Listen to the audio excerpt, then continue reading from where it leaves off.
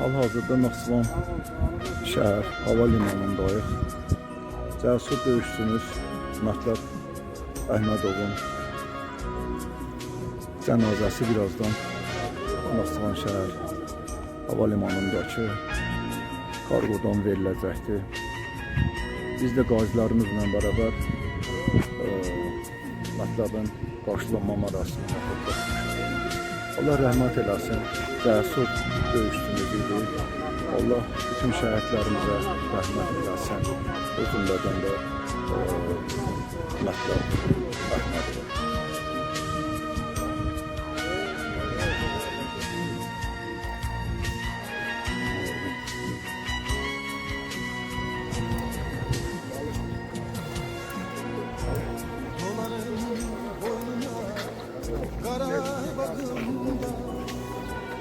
Düşman at oynadı araz boyunca, kalbin kan ağlayır bu genç yaşında.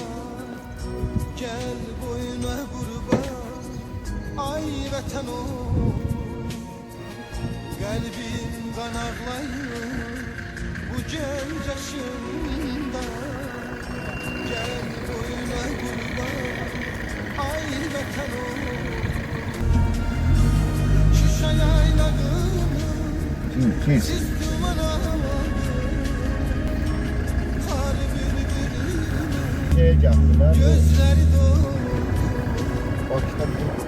Bana beşesi saçım.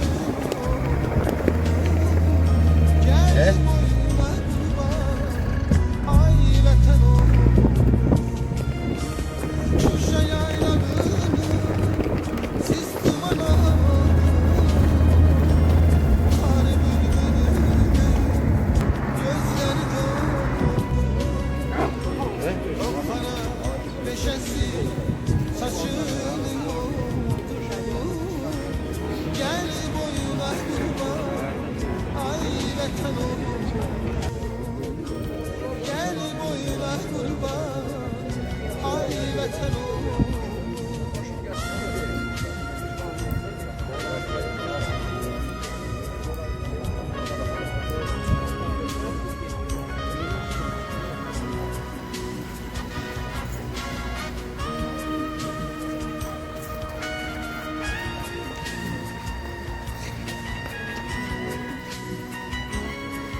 Qəhrəman qazimiz Naxçıvan şəhər məzarlığında dəfn olundu. Allah rəhmət eləsin.